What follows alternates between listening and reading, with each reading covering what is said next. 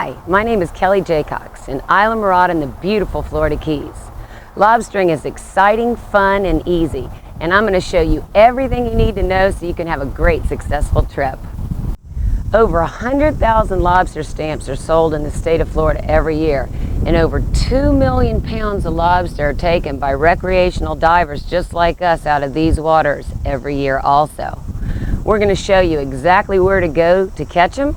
We're going to show you exactly how to catch them. This is going to be a lot of fun. So come along with me. Let's get started. In Florida, you need a saltwater fishing license and a lobster stamp to participate. But check with the local authorities for the requirements in your area and make sure to obey all local laws.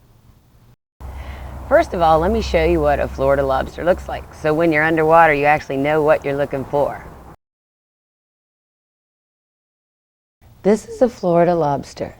They don't have claws like some lobsters do. Their body's divided into two parts, the head or carapace and the tail. They can't bite you, but the sharp spines on their body can give you a nasty cut. The two large spines over the eyes are sometimes called horns, and they have two antennae. The antennae can move independent of the body and each other. This is called flicking and is done for two reasons, to find food and to ward off predators. The peak mating season is between March and July. That's why the season's closed. During this time, you may be lucky and see big males walking during the day looking for a mate. Usually lobsters are nocturnal and they find a place to hide during the day. These dens are what we're looking for, and we're going to show you exactly how to find them. A female lobster carrying eggs is called buried. These eggs are bright orange and are found on the underside of her tail. If you catch an egg-bearing female, please put her back in the den unharmed. Do you know it takes 3 to 4 years for a lobster to mature, and they live up to 20 years? Most of the lobsters we're going to be catching that are legal size are 3 to 4 years old. Can you imagine they get to grow up to 15 pounds?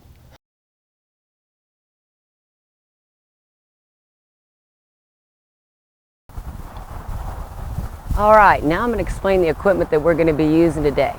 Most all this equipment is pretty inexpensive and it's readily available. Around the Keys area, you can get most of this equipment at your local dive shop, at your marine store, go to a bait and tackle shop. First, we're just going to go over your snorkeling gear. We use a mast fin and snorkel. Most of you guys probably already have this. So as long as your mask fits well, that's fine. Use what you have.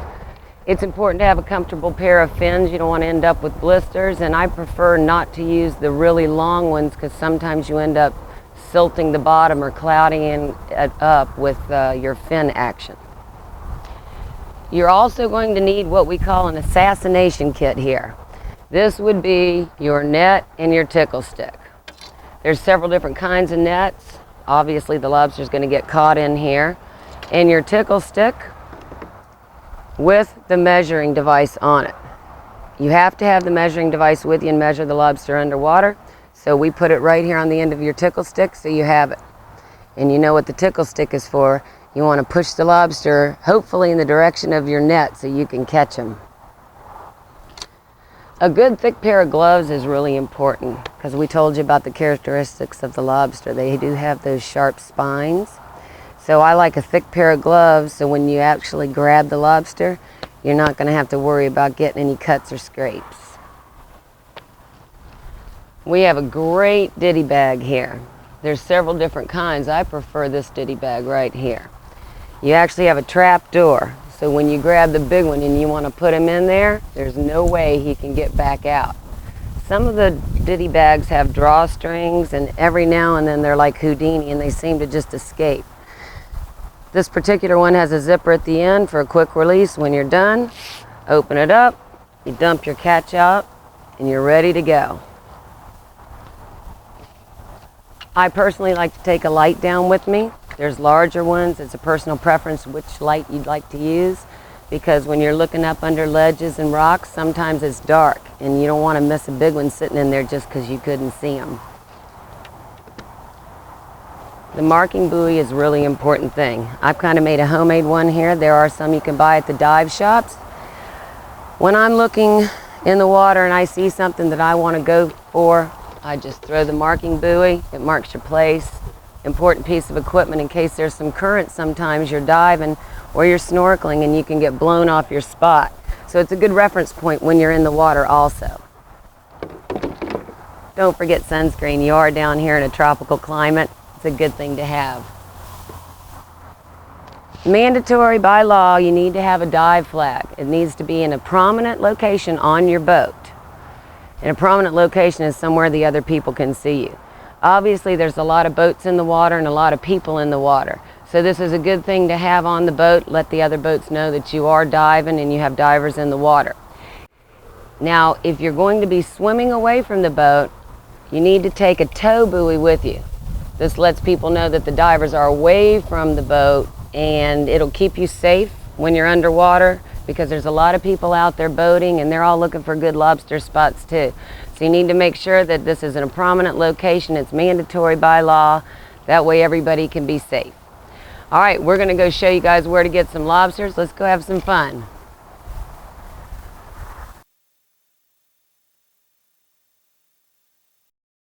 You can find lobsters in bay and ocean waters.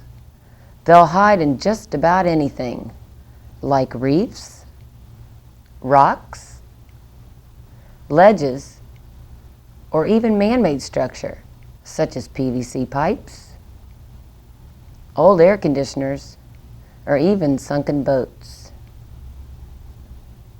Usually you'll see them hanging out the ends or the openings, but not all the time. Don't be fooled.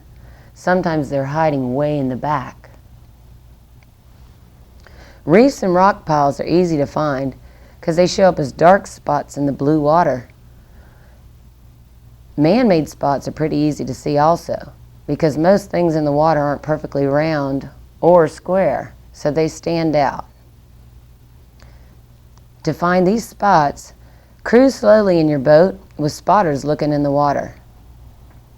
When you see something, remember to throw your buoy so you don't lose your spot. Throwing the marker buoy is a really important thing because when you see a spot, if you don't throw the buoy right away, the boat's going to drift off of it. Then you're going to have to waste a lot of time going back and trying to find a spot when you could be having a lot of fun lobstering.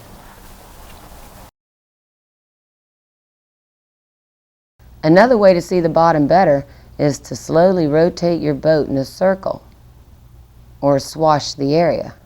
This makes the surface glassy or enhances visibility.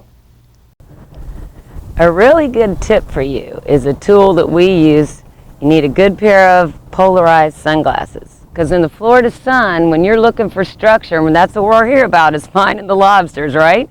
So in order to see the bottom, polarized sunglasses will help cut out all the glare and you'll be able to find those great hiding spots of the monsters.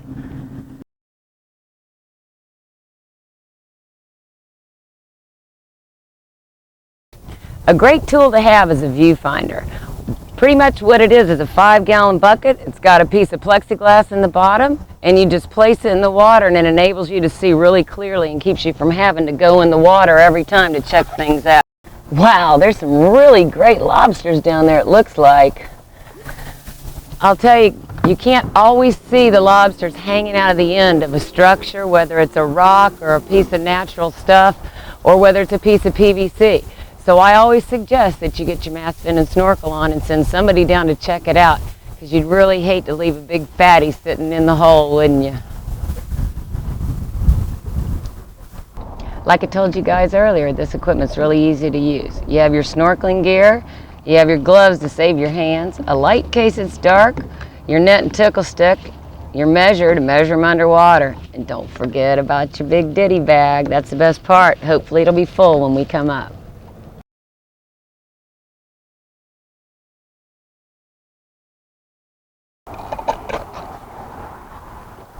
Okay, this is where the fun begins.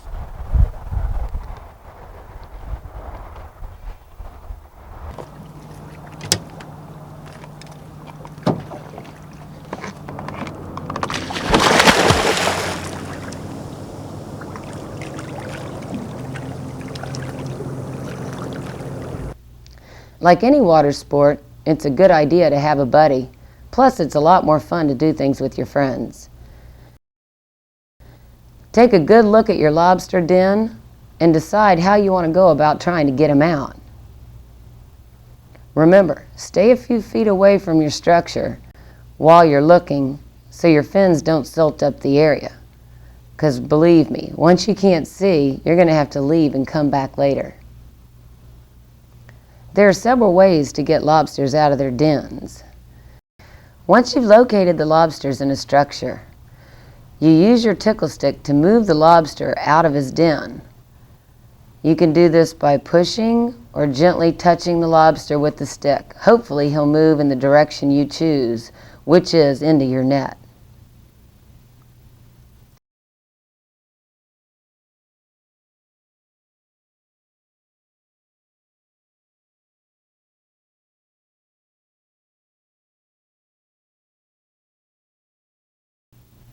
The measuring stick is mandatory to have with you.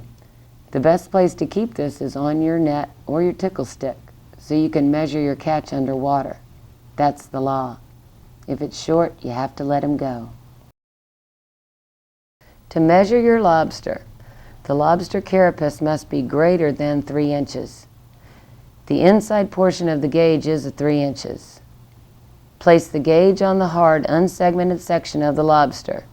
If it falls on the hard section, it's legal. If it falls behind that section, it's illegal and it must be let go. Remember, this is the law that you measure them underwater. There are several ways to get lobsters out of their dens. When you have 2 people, one can tickle while the other person tries to catch the lobster in the net.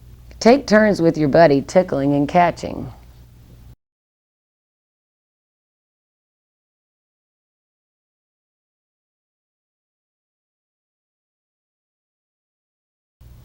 Sometimes each person takes a habitat and works the area all by themselves. But remember, every habitat is different, and your technique's going to vary a lot from spot to spot. So whatever's going to work best is whatever works for you.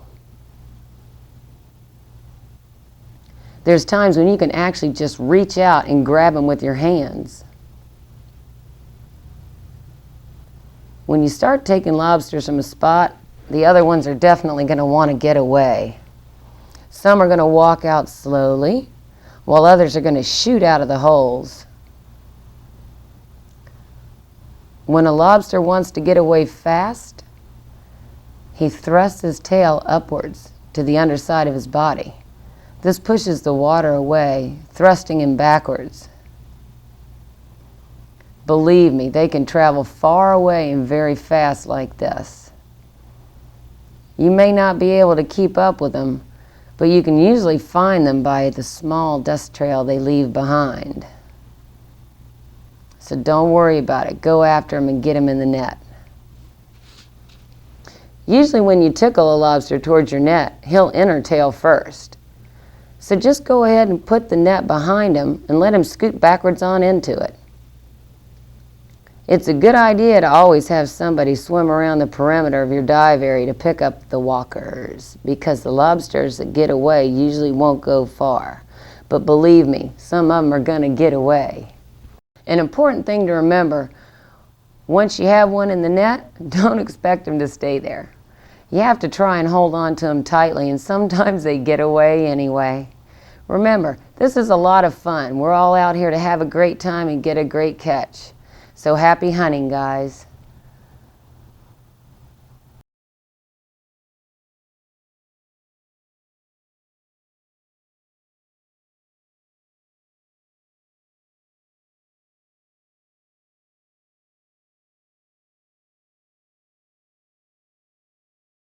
If you don't have a boat, there's still a lot of great places to go ahead and get your catch. Down here around our area, we have bridges, the rocks around them, and the supporting pilings. They're all great places to try. Sometimes you can even swim out to some great rock piles and coral heads that are loaded. You won't believe the catches you can get and not even have a boat.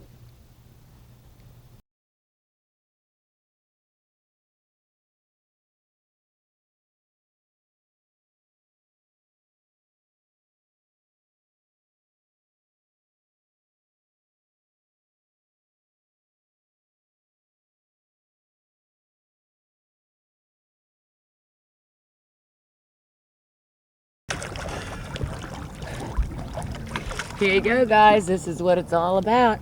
We got dinner tonight. Okay, we're ready to tail the lobster.